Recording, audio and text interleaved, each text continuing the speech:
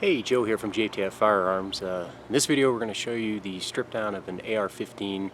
It's going to be more than just the field strip. We're going to take the trigger assembly out, the handguards off, things like that, to show you how to take things down so you can replace parts. You want to put a different trigger system, etc. So we're going to be going through that today, and we hope you enjoy the video. Alright, so some helpful tools of the disassembly is a punch set.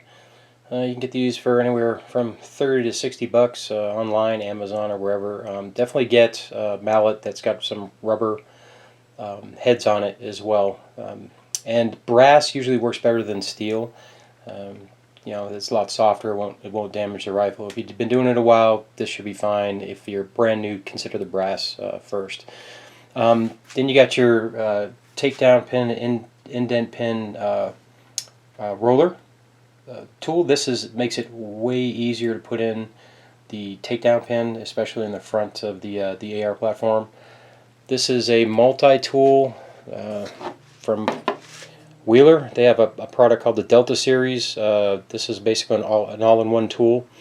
When you go to disassemble, it's pretty much all you need. When you go to reassemble, it's good to have a torque wrench I can use with this, and we'll be covering that in another video as well. An upper receiver vice block is always helpful to hold everything while you're tearing things down.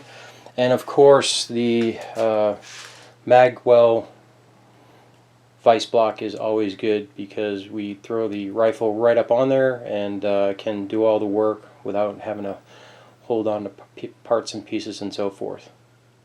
Okay, one of the first things we're going to do is remember safety at all times. So we're going to go ahead and clear the firearm. Go ahead and lock the bolt to the rear. Make sure there's nothing in there, no magazine. You can see some daylight, and we are good to go. So we're going to go ahead and let that go forward. We're going to push on the left side. You'll push the rear pin in, and I always have a hard time with these guys. I'm older. My fingernails aren't long. I bite them. I got nervous issues. So sometimes I just use a screwdriver or something to pry under there. Let's zoom in here just a little bit. There we go.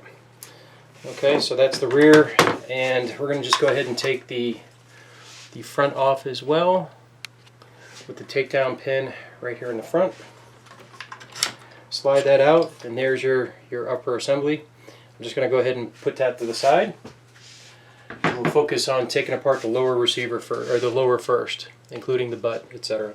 You got to be a little bit careful with these guys because certain springs are hidden in certain places and they'll go shooting off, and you'll never find them, especially if you have a workshop like mine. It's kind of a mess. So what we're going to do is we're going to take the buffer and spring out. The buffer and spring.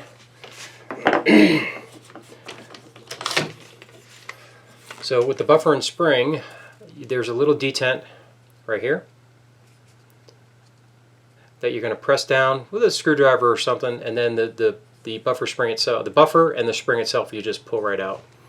So I'm just going to go ahead and mount it back up here. Take my trusty chisel, push that down. As you can see now, you just pull it right out. Okay, so there's the buffer, and there's the buffer spring. We're going to put those to the side. Okay, the next step is to untighten the nut that holds the buffer tube in place. And that's where your Wheeler multi-tool comes in. This guy right here is designed for just such a purpose. On the collapsible stocks, it's best if you slide it out a little bit. Okay. I just loosen it up a hair, and then I go ahead and take the butt off itself.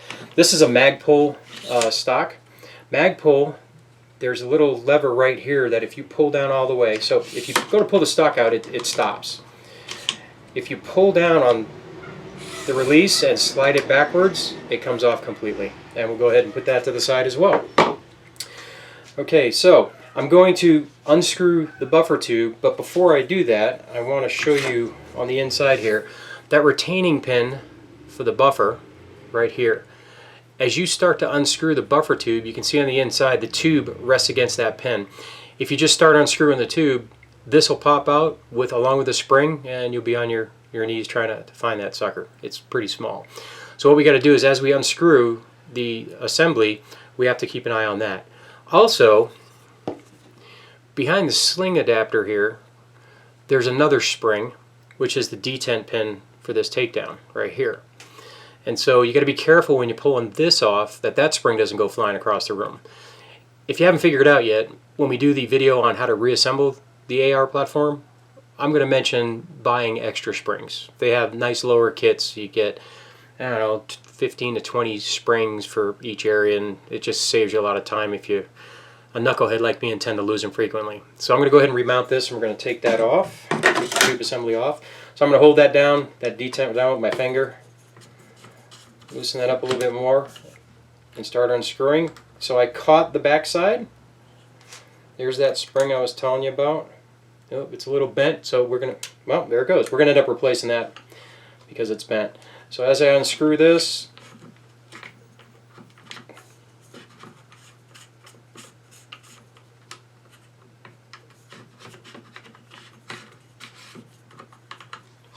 and there's the detent and the spring to go with it. Put those to the side. Now we can just unscrew.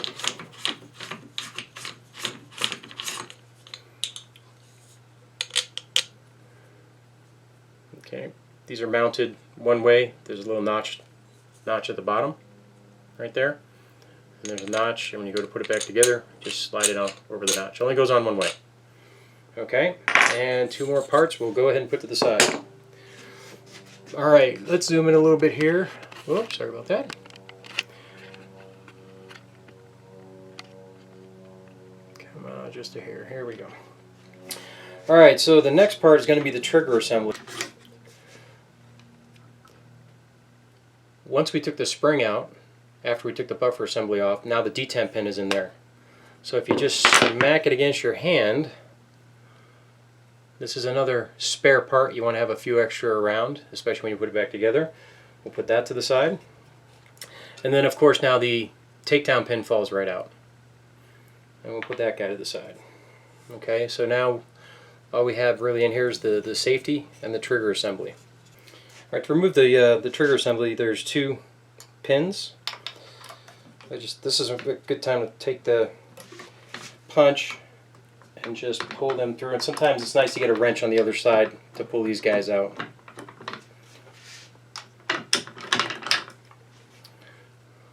There's the front. Put that to the side. And then you can see as the front, the hammer will come out. And then we're going to go ahead and do the rear. And all the rest of the trigger spring. Now you can pull it all right out of the top. You get that? Yeah. There we go.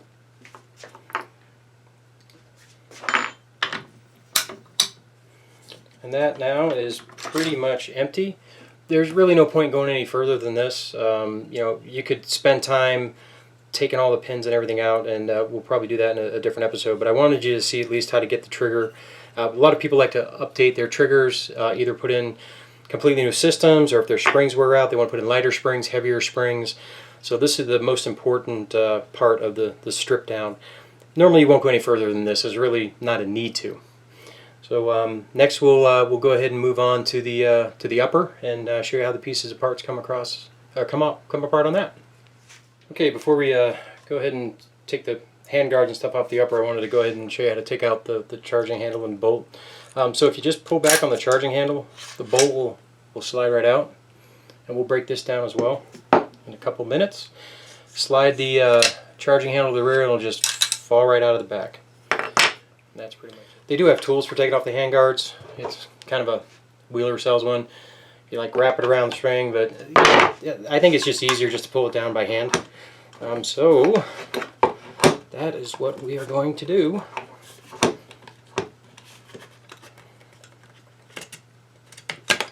There's one side. And there's the other side. And that's what we have left thus far. Okay, now we're going to just go ahead and use the upper receiver vise block. It basically just literally wraps around the upper receiver, like so. Put it in your bench vise, and you tighten it up. Okay, we're going to take apart the bolt assembly. First thing you want to do is take the fire pin retaining spring out. This is just basically a cotter pin. And pull it right out. Once that's out, just a quick tap on the table, your firing pin comes out. This guy needs to be cleaned. So where the gas key is, turn 180 degrees, pop her out, and then there's your bolt. If you want to at this point, you can take off the extractor, sorry. Make sure we want to use the right terminology. So you just pop the pin out and the extractor comes right out. There's a spring in the extractor you want to be careful of, another one not to lose or have spare parts around. And that's pretty much it for the bolt. That's as far apart as you really need to take it apart. So we'll get ready for the reassembly of everything here in a moment.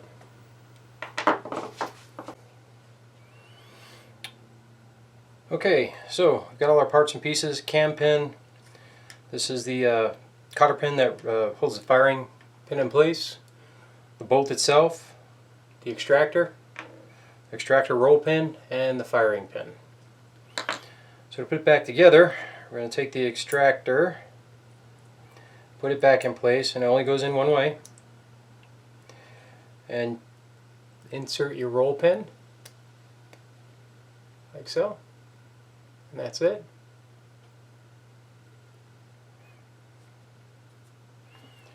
Take your bolt, put it in the back of the bolt carrier. Now the cam pin only goes in one side. It's, I guess you would call it fluted. So if it doesn't go in, just turn it 180 degrees and get the cam pin in there. You see the cam pin's in place. Rotate it 180 degrees to that point. Then bring the bolt all the way to the rear. Now you're going to put your firing pin in.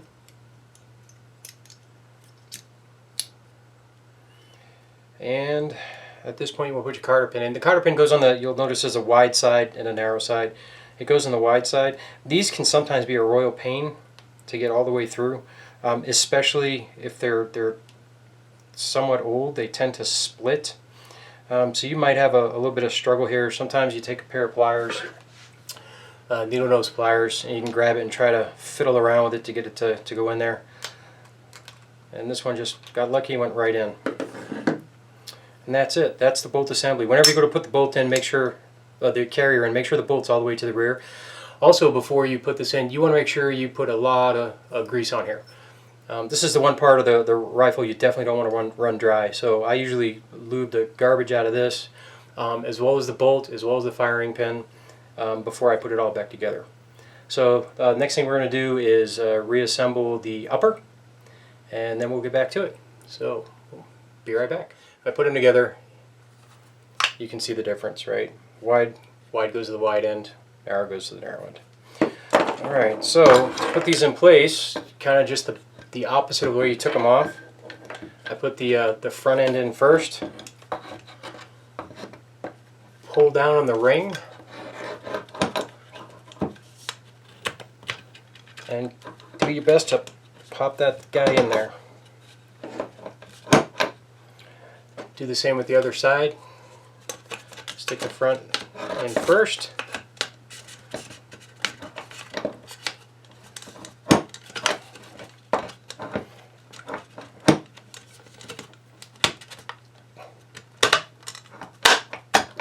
Slap them together and you're done. Okay, so with the charging handle, basically if you take the charging handle, put it in a little bit of the way, push down and pull backwards, it will fall into the groove it needs to be in. Then take your bolt carrier, see the gas key on the top, the bolt faces the front of the rifle, and you push them all together. And now your bolt assembly is back in place. So your upper is now ready to go back onto the lower. So next thing we're going to do is we're going to rebuild the lower. Okay, we're going to put the two springs on the trigger assembly, one for the hammer and one for the trigger itself. For the trigger, got a specific trigger spring. Make sure that this square piece here goes under the front of the trigger, and then you loop those two around, and that's it for the trigger.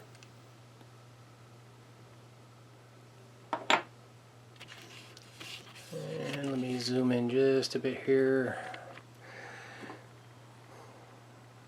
This one's a little bit easier. Like so. There's your hammer. Oop, there's your hammer.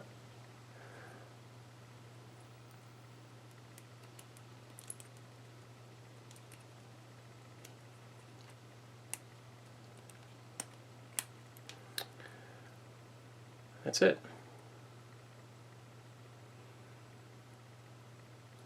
Next step is to put it all together into the assembly. Okay, don't forget your trigger reset goes over the spring, the little notch. And then you're going to go ahead and put it into the lower. And you're going to have to push down because you got that spring in there. So you're going to have to set it into place. And the fun part is sticking that pin, that retaining pin, through. Sometimes you can cheat and throw something in there to kind of solid everything up.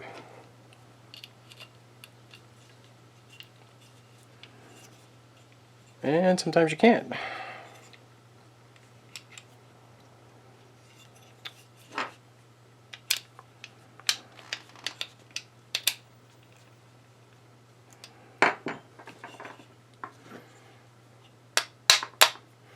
Little coercion never hurts.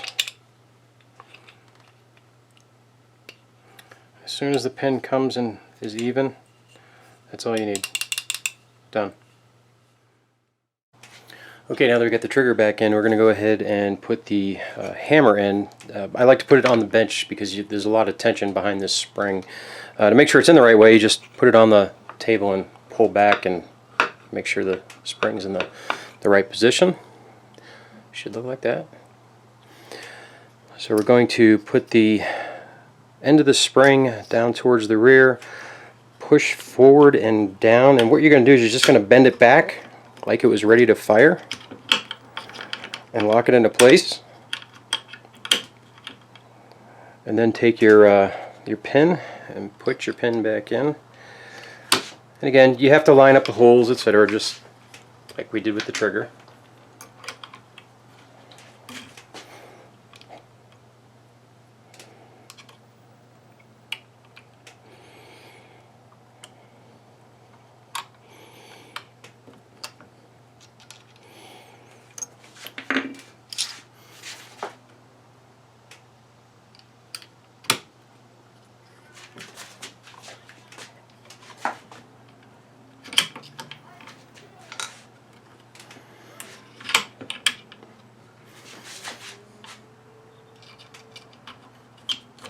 And there we go. So you can see it's locked back. If you pull the trigger, it'll go forward.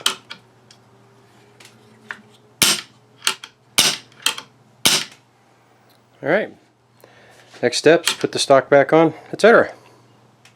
Okay, now we're ready to go ahead and put the buffer tube and the stock back on. So what we're going to do is take the rear takedown pin, put the rear takedown pin back in place. Let it hang out a little bit there. Then we're going to take the rear takedown pin detent, which is this little guy right here, and we're going to stick him in the hole in the back. And then we're going to take the rear takedown detent spring, push the detent pin all the way in, and I just like to rotate this takedown pin a little bit to make sure it catches that. Then we're going to take the spring back out because we have to screw the tube on and that'll get in the way. Next step, take the buffer tube retaining pin and its spring, put the spring in the top hole and then put the pin right on top of it. Our buttstock collar, you'll notice there's a indent right here and a notch right here. So the indent goes towards the rifle, so it's going to sit like so. The indent actually fits in the hole that's there. We have a groove on the bottom of the buffer tube, just like so. I always bring the collar all the way to the rear. So we're going to start screwing that in, the buffer tube. And when it gets so far, it's going to hit the retaining pin.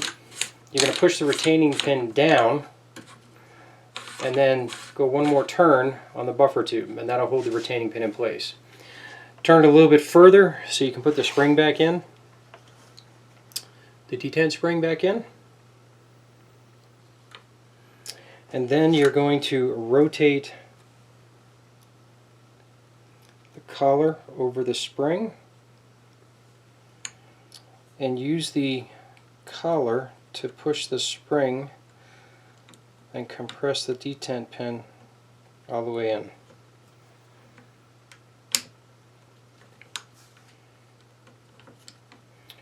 Once you get it in there, put your collar down all the way, turn your collar.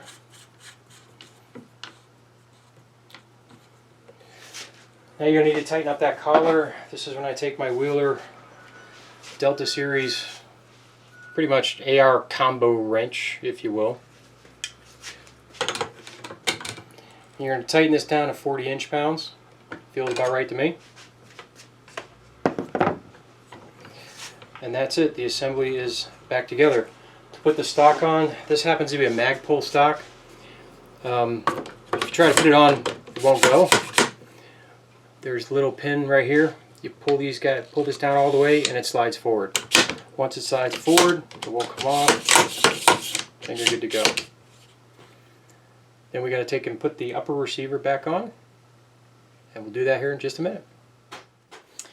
Alright, put the receiver back in, we're going to put the upper back on, but first we're going to go ahead and put the buffer spring back in place. Along with the buffer itself, goes into the spring, which goes right back into the rifle. Just push back, the retaining pin will catch it.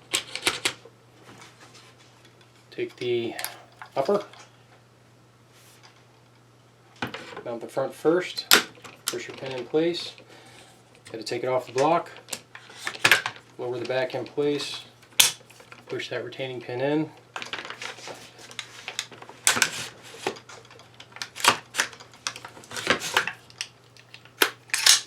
quick little function check, locks to the rear, goes forward, and that's all she wrote. That's how you do your reassembly, quick and painless. Hey, thanks for watching. If you liked the video, please click like, subscribe to the channel so you can see the new videos that we're coming out with, and if you have any comments, feel free to throw them down below. If you have an idea for a video you'd like to see, go ahead and put that in the comments too, and we'll try to take care of you. Thanks for watching.